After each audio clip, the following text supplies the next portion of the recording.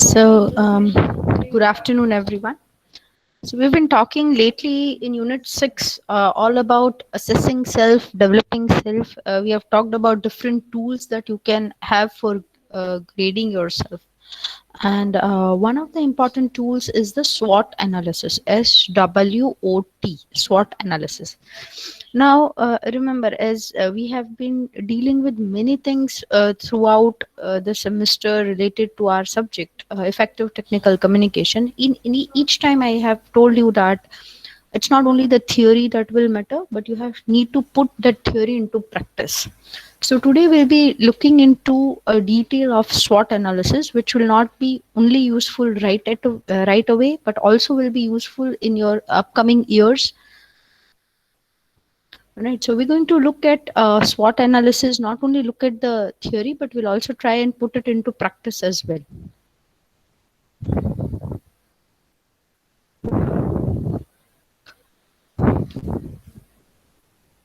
So SWOT analysis is actually an acronym for strength, weakness, opportunities, and threats. Right? And what is this SWOT analysis? How we have come across it is what we're going to look into in today's session. So, what is a SWOT analysis? It is actually a strategic planning technique which can help a person as well as an organization to identify these four aspects related to self development as well as business competition or project planning. Remember, SWOT can be done for an individual as well as an organization also as a whole. Here, what we are going to do is we're going to look at SWOT from an individual point of view. We're going to look at SWOT from an individual point of view. So, by the end of this session, all of us need to complete their own SWOT analysis. It is a self assessment tool and it helps in strategic planning and decision making as well. Completing, why is it required? When one completes a SWOT analysis, it provides actually into areas where one needs to focus, where one needs to improvise, where one needs to overcome hurdles, or what kind of challenges will one face during a particular project or during uh, their career as an individual. Remember, again, we always have to remember it's simply like the resume. A SWOT analysis cannot be the same for the same individual and the same organization throughout the lifetime. The main purpose of a SWOT analysis is to bring about changes and improvise and move ahead. So, SWOT analysis has to be done at certain intervals of time. Let's say we do your SWOT analysis today. Remember, we as human beings evolve each day, each hour, each minute. So, the SWOT analysis that I do today for myself cannot remain the same after 6 months. Why? Because we would progress. Let's say simply if we take today, all of you are in semester 3. Now, in the year 2021, if I do the SWOT analysis, let's say in the first half of the year, I do it, you will be in semester 4. Second half, if I do, you will be in semester 5. Semester changing, not only is the academics changing, but your nature, because of an adult, your mature thinking, your perspective will also change. Some of us would have taken this branch of engineering because we were interested in computers, and but we never knew that it's not just a screen and a few keys on a keyboard and a mouse. Now you know a little more detail about it. So you are not the same person who joined in semester 1. You have not remained the same. There has been many upgrades which come came to you till semester 3, and there will be many upgrades at each phase of life. Now, a SWOT analysis can be done for a certain milestone achievement. Then you have to redo it. It is not a one time process, right? It helps you to align with the goal that you have made in your life. This is my goal. This is what I wish to achieve. This is the end product. This is how it should look. It also helps you keep a check on the milestones. Let's say, what is the purpose of having mid-semester exams, weekly tests, or quizzes? Right? It helps the teacher check the milestones. Okay, students have understood unit 1 and 2. Now let's say unit, if you analyze the result, unit number 2, topic number 3 was difficult for most of the students. We need to do a little revision of that topic. All right. It is just not meant for, because now there's a lot of time and the syllabus is still, little syllabus, lot of time. Let's have a test. It's not like that.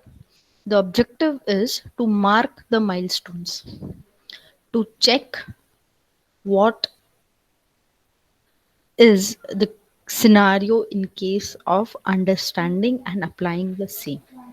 Similarly, SWOT analysis would help you keep a check on the milestones that you have set in your journey of success. With the skills that you have, with the skills that you don't have, and you need to work on it and get that skill set into you, or skills you have but you are a little weak and you need to polish it further. Right? So a SWOT analysis is not a one-time process. It happens over different periods of time that you can set for yourself, right?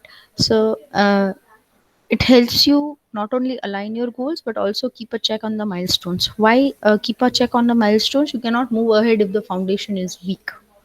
All right, that's the only reason this kind of analysis can be done. If you take SWOT analysis, let's take the first two alphabets, S and W, strengths and weaknesses. If you take strengths and weaknesses can be considered as the internal factors. These factors are factors that can make changes over time. You can work, you can improvise, and you can overcome these things. Moreover, these are the two aspects out of the four which is in the control of the individual. Let me give you an example over here. Let's say I am short tempered. I'm really, really short tempered. One small mistake and you ignite my anger. Now, that is actually not the strength of a person. It can be considered as one of the weaknesses of an individual. But remember, slowly and gradually, we would find out ways of trying to control our anger. Let's say at my home, I would be very angry about the smallest mistake that has been made. Let's say I don't like a particular vegetable. My mom cooks that vegetable, and I'm like angry. I don't want to have lunch today. I don't eat, every time you cook this. I come to the college. Few of my friends are not aware that I don't like that vegetable and they force me. They're like, please taste. My mom makes super. You have to taste. What do you do? Do you shout? No. Do you scream? No. You try to control your anger by saying, no, I'm really full. It smells delicious, I know, but I can't have it right now. You save some for me. I'll have it next time. Or I actually have a fast today. It's Tuesday, na? So I have a fast. I'll not be able to eat that. Or I'm on a special diet, it's quite oily. What do? You try to overcome that factor that you would lose your temper at the very sight of that vegetable. It comes with time. It does not happen overnight. It comes with time, right? But it is, what I'm trying to tell you is, it is something that you can control. It is under your control, the control of an individual. Now, if you look at the later two aspects, opportunities and threats, they are known as the external factors. External factors are factors where you cannot make changes over time. It depends on various different things and you cannot do anything much about it. These are the two aspects which an individual cannot control. Let's say opportunities, or opportunity in the SWOT part. If you take opportunity over here, I'll give you a very simple example. If you take a look at the pattern of students taking admission in one branch and other, if you look at the pattern, few years there would be a rush in branch one. We're not naming any branch, but branch one of engineering. The very next year, there would be an entire rush on branch two. Now, what is the role of opportunity over here?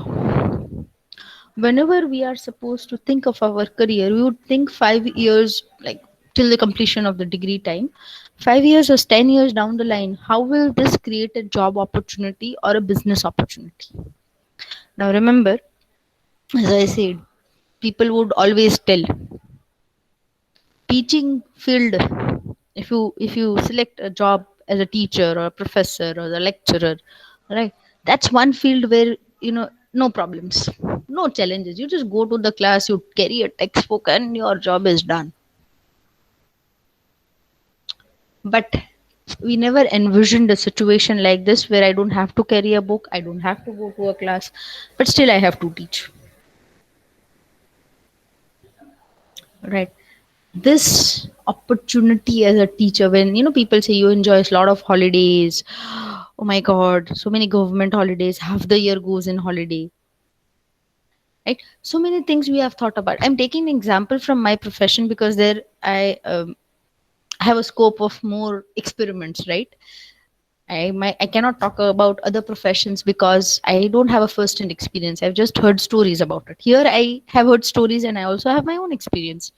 And nobody ever thought that a student would stick to a computer or stick to a mobile phone for 1 hour to listen to me. You as a teacher would have, they don't listen in the class. How will they sit in the online class? Would be the argument of any teacher. But I very proudly could say that people come to my class for 1 hour. They listen to what I'm saying, and they listen very interestingly, because when I ask a question, there's always a bunch of enthusiastic youth who is ready to answer. They're so competitive, they quickly click click click click click, and their quiz is done, right? Let's say I might have planned the quiz for 5 minutes, they do it in 2.5, right? That's the opportunity. Now, all those things, was it not that last year Google Forms was not there? Was it not that there was no place to conduct an online session, like face to face, a conference method? Was it not there? It was there, but it was less explored. Now, the current situation has given us a time to explore also this opportunity in teaching as well, where you have an online session, where you try to have a quiz, where you try to have interaction with students, right? That is why this can be considered as an external factor which you cannot change, because it depends not only on you as an individual, but also depend on a lot of external factors which will affect that one opportunity or that one part that is happening. Right, please remember these two things. Strength and weaknesses, they are internal factors, they are controlled by the individual, and changes can come. Whereas if you take threats and opportunities, or opportunities and threats, they are external factors. An individual does not have control over them, because it is dependent on many other factors, right? So now let's look at a guideline, because as I said, communication skills is more about practically applying what you learn in theory. All right. So instead of leaving you stranded trying to search for the answers to what could be my strength, I have tried to have certain questions over here, where you can look for strengths. What are your strengths, where you can have a idea about what can I look at, or how can I get what are my strengths. So first thing that we need to remember, it's an internal and a positive factor. So these are, see, remember, this is not limited to, this is just a guideline, right? So what can I do good could be your strength, can be your strength, and is your strength. Let's say I can talk a lot. You ask me to talk for 1 hour, I'm doing it. I prove it, right? I've been doing it. Been taking lectures with you for the subject. Been taking lab sessions with you for the subject. So can I say talking is my strength? No. Now what do I need to use over here? I need to use a technical word. Remember, talking and communication is two different things. You can talk nonsense. Okay, certain people talk. You talk and talk and talk, but there is no sense out of it. But when you communicate, you make sense of every word you speak. So one of my strengths could be communication skills, because I not only talk, I listen to what you have to say. I also read what you write, and I also write things as a reply, right? Next, what resources do I have? What are the things that you have as a resource would be your strength? Let's say my memory is my strength. I can easily remember things, right? I can do multiple things at the same time, multitasking, right? You don't write a whole sentence, you write words. You write, basically, you can call them adjectives. In the SWOT analysis, you are supposed to write down adjectives. So, what are the resources?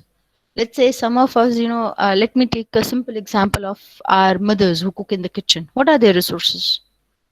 You want to cook something, you have some leftover rice. What does she do? She can make you fritters, she can make you Mexican style fried rice.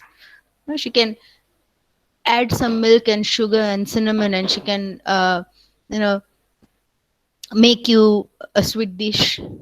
That's the resources. What are the resources that you use? Next, what are my research based skills? So here you can highlight the skills that you have based on the projects that you have done. So what are your research based skills? Next, what value do you carry as a professional in your field of engineering? What is your value? How valuable you are? What kind of skills that you possess that will add more to your field? Let's say in my case, I'm a simple example. I'm good with making PPT. You give me a piece of information, you tell me we want 10 slides, I will prepare 10. You tell me we want only 5 slides, I'll prepare 5. So in the teaching field, I add value by making things short and long as desired. That's my skill. What is your skill? Right? You may explore many other questions, but these are a few which I found would be very helpful to you to find out the correct adjective. Now,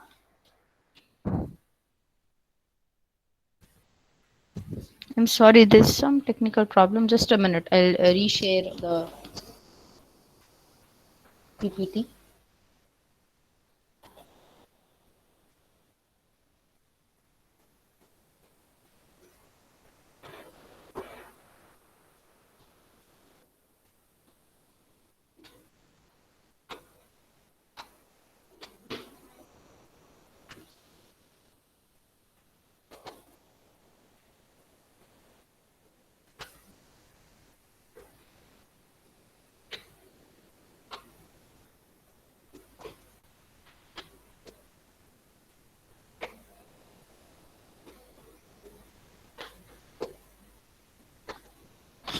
As I told you, weakness is an internal factor, but it's a negative factor, right?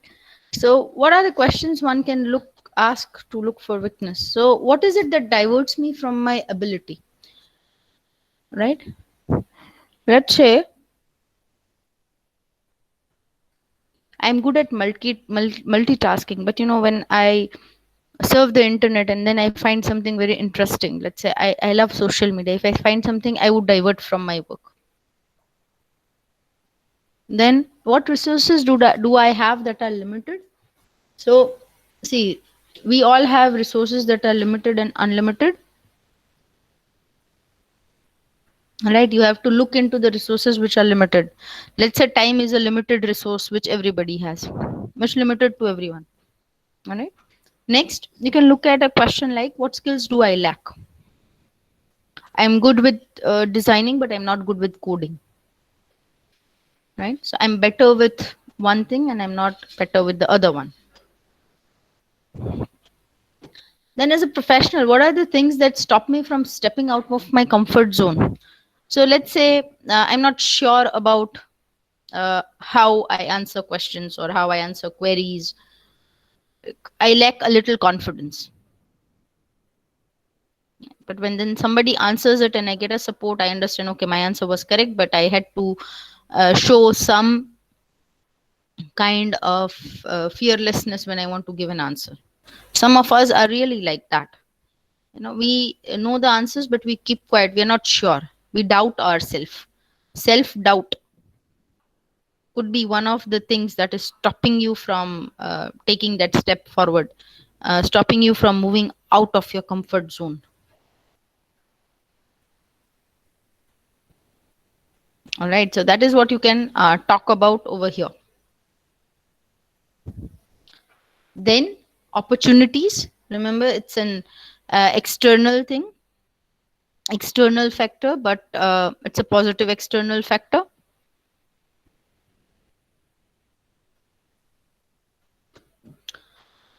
So let's say, what do? We do a market study. All right. Most of us would have done it. Whenever we would have got the time, we would have done it. So what kind of opportunities exist in your professional area? Let's say I want to take up teaching. Now, teaching has a lot of scope. You can teach primary, pre-primary, secondary, higher secondary. You can then go on to college, UG studies, undergraduation programs, PG studies, post-graduation programs. You can take the research-based areas. You can take the doctoral areas. Then you can move on to all different branches. All right, you can move on to all different branches. So similarly, in your area of expertise, what are the opportunities that are there in the market? Next, what kind of changes has the market experienced, and do these changes generate a scope for opportunities in your field? Let's say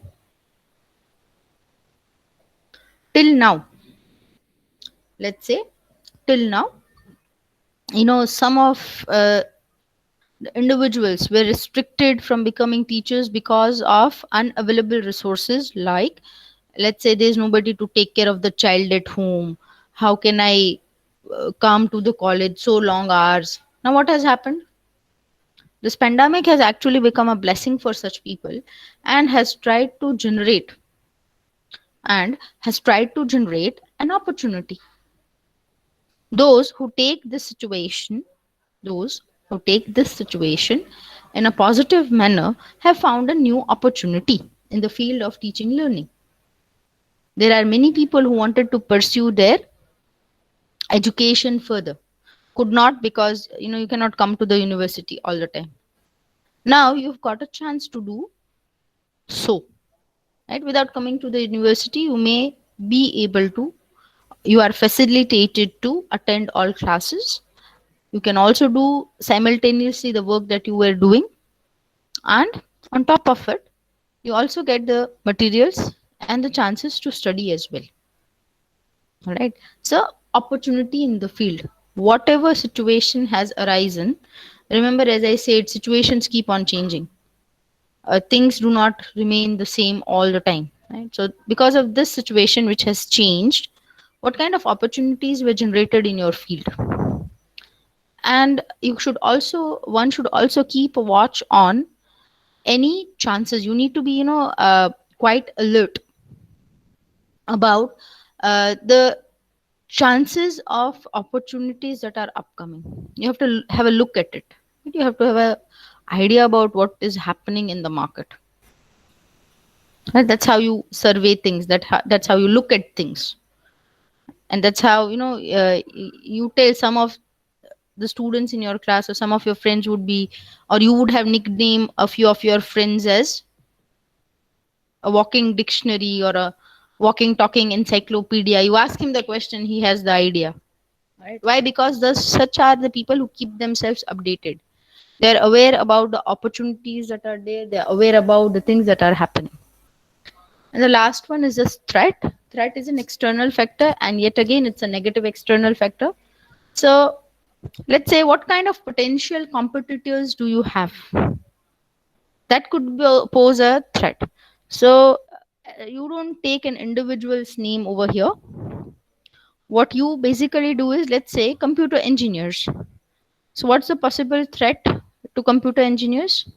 I would understand, to the best of my understanding, it would be the MCA, BCA students. or professionals in those fields. Now, it's not only confined to one field. There is always the scope of multidisciplinary education. Like, let's say, now there's a lot of demand in the market for engineers who also have an MBA degree. Now, for the MBA students, they become the potential threat. I hope my examples are making things clear. What are threats? This is the part where most of us find it really hard to understand what should I write as a threat. There is no threat. But when you have an engineer who has taken a degree of an MBA, that adds greater value to the degree, because you have experience as an engineering person as well, and you also have an experience as an MBA person as well. Now, whom do you possess, or whom do you pose a threat at? You will pose a threat at the core students of MBA. See, that does not mean that you don't take the degree, or you are harming somebody. Now we're trying to look at the various aspects of the same problem.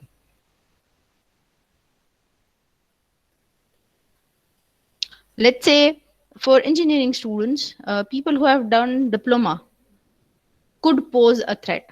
Why? Why will they be a threat? Is it not engineering degree more valuable? See, the degree is more valuable, maybe, but they might have a good experience. They might be more profound in terms of experience than you. You might not see a problem happening, or you might not see things working, or the perspective might not be there. They might have a perspective, but because they have got an extra project in their kitty. All right, so I'm just talking about such things. So what are the factors that are beyond your control but pose a risk at your professional area? Let's say I work in the field of uh, teaching learning. Let's say today's example, there's a lecture today. Everybody has got the link. There could be a possibility that the students don't join. There could be a possibility that I have a power cut in my area. There could be a possibility that I'm unable to join because of any other reason. Let's say my internet is not working, I broke my mobile phone, I fell sick. There is no way I could tell people about it whatsoever. Right? Now, are these things under an individual's are these things under an individual's control? No. Can you control the electricity board? Can you control your network? No.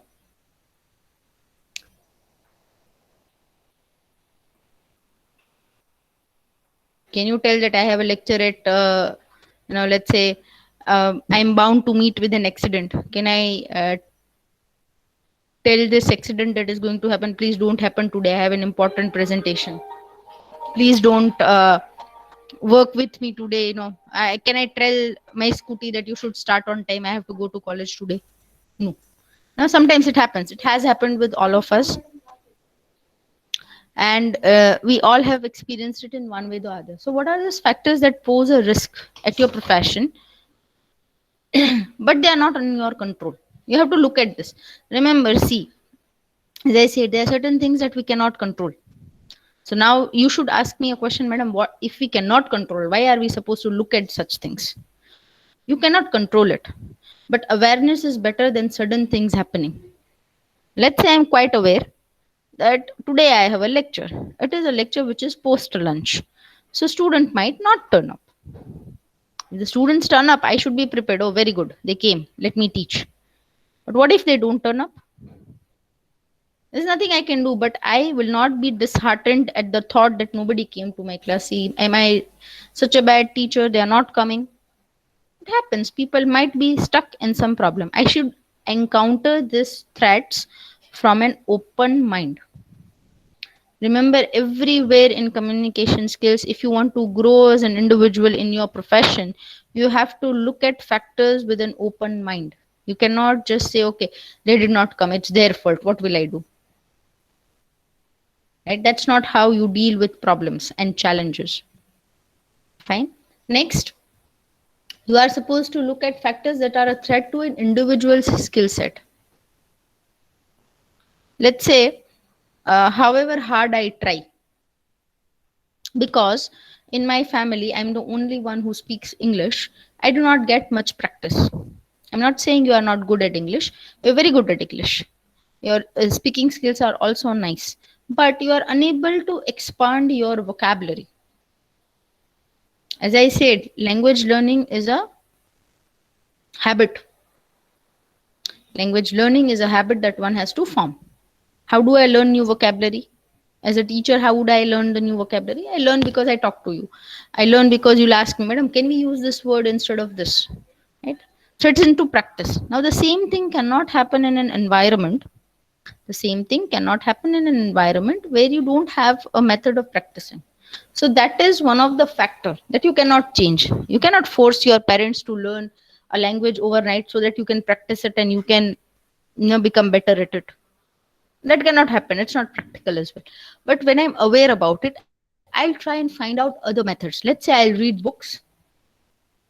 Not only will I read books, let's say I'll watch movies. I'll talk, not only watch movies, but I'll also talk about the same movie and listen to somebody's review about the same movie. I'll try to uh, listen to the review, read the review, and I'll also try and talk about a familiar topic from the movie to my friends. Let's say I've read H.G. Wells' Time Machine. Oh my God, look at him. He imagined a world like this. How could he imagine something like this? Very interesting book. Then somebody's interest might awaken and person might ask you, what is so interesting about it? And then you can go into the details and you can practice it. Right? Then there are certain things that make your skill obsolete. What are these things that we need to find out? Let's say iron rusts if you don't use it. Similarly, there's a saying in Sanskrit which says that if you do not use your education, it will rust. Education is the only wealth which increases multifold the times you use it. The more you use it, the more it increases. Right? Now we are all fascinated by the young children of, let's say, a foreigner. Look at the English he speaks.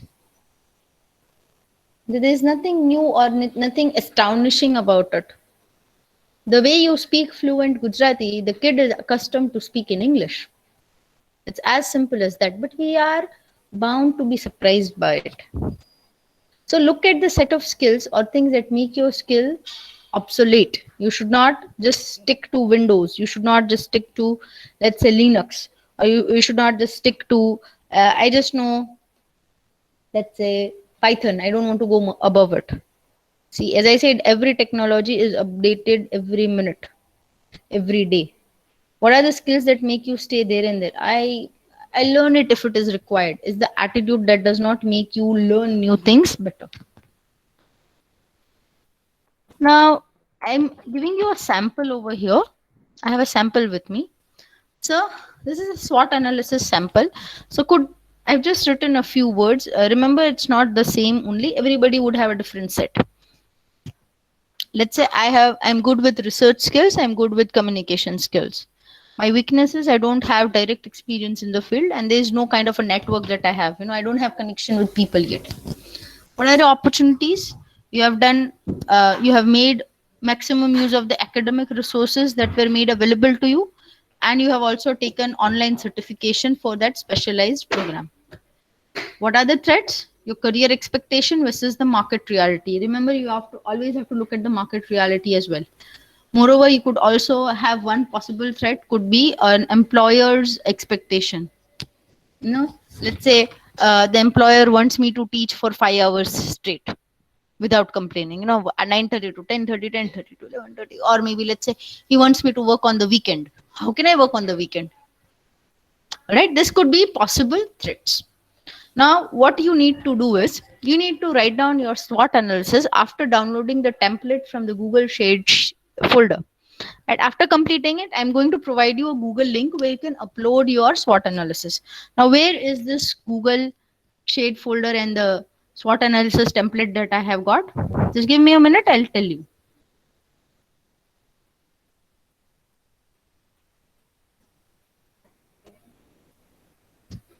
Now, if you go to our class folder that we have made in Google, you open the drive and you go to the class folder,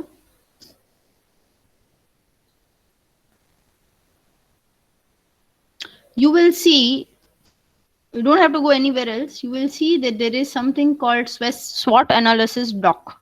If you click on it, it will give you an option to download. It is a Word document, all right? So you can make changes in it, all right? So it's a Word document which you first need to download. You need to fill up the necessary information, and we are doing it right away. We have got a lot of time for it. We're doing it right away. So kindly download it and start working on it. All right.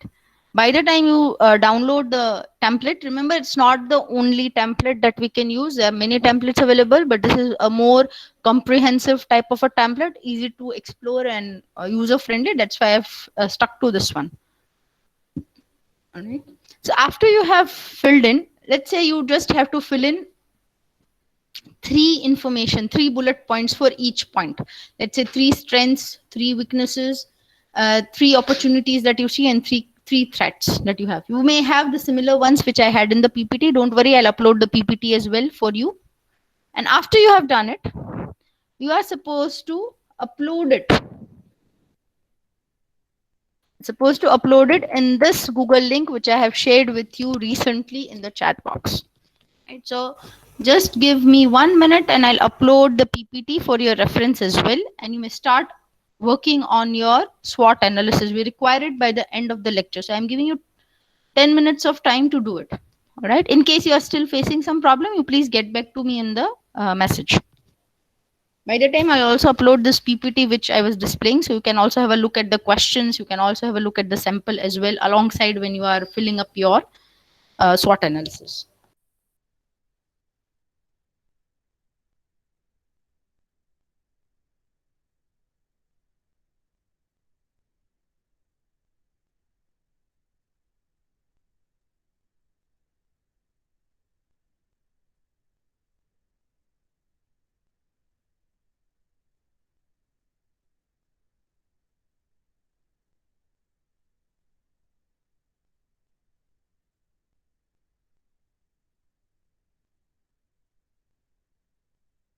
So there you go. At the same place, I've also uploaded the PPT that I was using, so you can refer to it.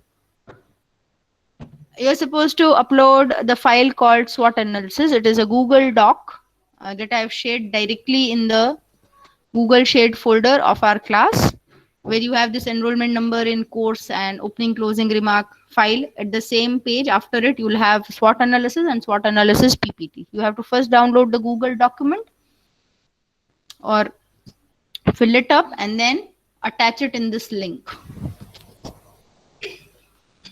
I hope everybody has understood. If not, I'll share my screen and I'll let you know where it is.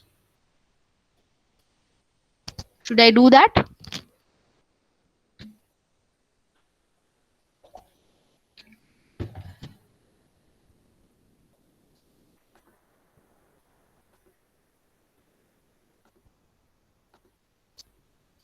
Okay, now I'm sharing my screen. I'll go back to my drive. This is my drive. This is your, because I have a lot of classes, so I have a lot of shared folders. So this is 3EC2. When I click on the folder, now you can see there is a Word file called SWOT Analysis. When you open the file, I think somebody has made a change in it. Please don't make changes directly in the file that is shared. Let me upload the version which I had uploaded initially.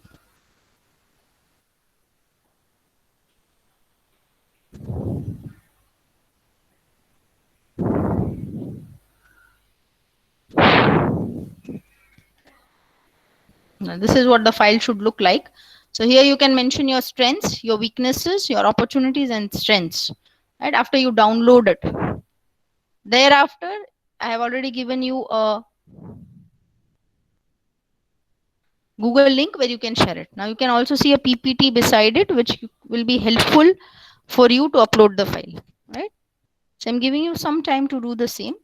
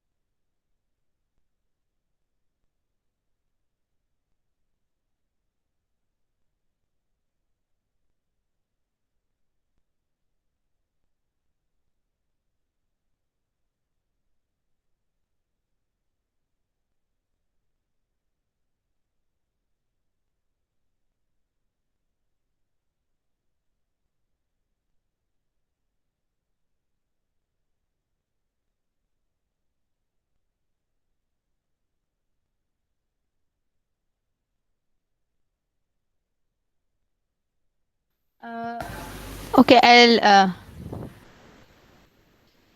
Yeah, I get it. Thank you, Ria, for explaining it. Right, what I'll do is I'll keep the link open for. Please copy the link from here and save it in one way or other, whatever you can. I'll keep the link open till 6. Should be enough, right? Right. Is 6 o'clock enough? Yeah, thank you for that. Yes. Right, it seems as if I'm talking alone. Right. Still not gone that crazy, okay? Fine, thank you. So what I'll do is I'll take attendance. We call it a day over here, but practically think about the specs which you need to mention in your SWOT and what would you like to mention. Remember, as I said, it's not a one-time thing. It will change over period, and it is 100% going to change in everybody's case, right? So I'll take the attendance for the day. Mehak. So let's say enrollment number 2, 5, 8,